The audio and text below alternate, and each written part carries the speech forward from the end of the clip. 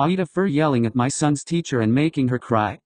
Last Thursday I, 36M, got a call from my son's school telling me I needed to come and collect him because he had passed out during class. My son has passed out a good few times before, so we've made sure he knows what to do when he starts to feel faint to make sure he doesn't hurt himself. However, when I arrived at the school my son was holding an ice pack to his head. When I asked about it the nurse told me he had hit his head when he fell. I wondered why he hadn't lay down like we taught him to do. I brushed it off and decided to ask him about it later as he was still kind of out of it. The next day I asked him about it and what he told me made my blood boil. Apparently when my son had first started to feel like he was going to pass out he tried to tell his teacher. When he stood up to talk to her he was immediately yelled at to sit back down. The next time he tried to tell her she told him that he didn't look sick so he wasn't allowed to go to the nurse's office. Then, his class was doing an activity that required standing for practically the rest of the lesson. Before the activity started my son, yet again told this teacher that he felt like he was going to pass out and asked if he could sit the activity out. The teacher responded by yelling at him, claiming he was just being lazy and was making excuses. My son's friend was getting worried about him so he told the teacher, who then started yelling at his friend, accusing them both of trying to get out of lesson.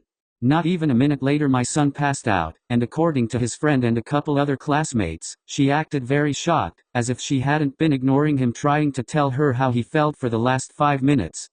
I'm extremely worried about the impact this will have on my son, as when the fainting first started he didn't tell any of his teachers as he was scared that they were going to yell at him. This resulted in quite a few injuries from falling.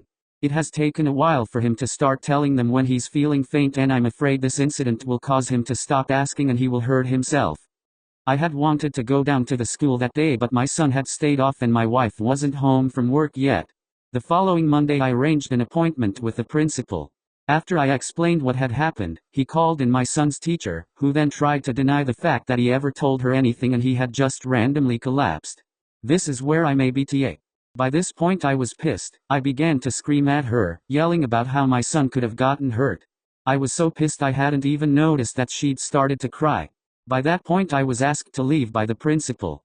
My wife and some of my friends think I'm in the right, but my parents and the other half of my friends think I went too far. I don't know about this one. What do you guys think? AITA. Edit. I'm just gonna answer some frequently asked questions that the answers weren't included in the original post. 1. We are not in the US so a 504 plan is not in place, however we do have something similar. 2.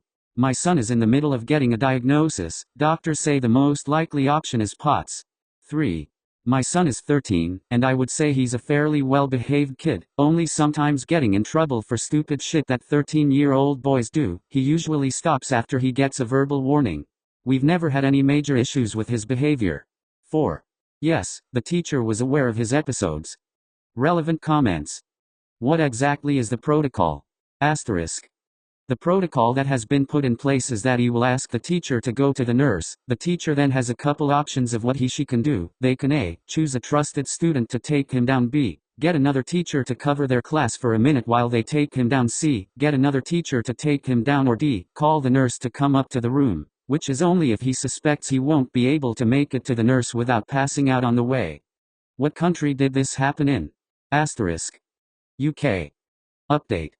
The new school year starts tomorrow and we've just been notified that this teacher will not be returning for the new school year.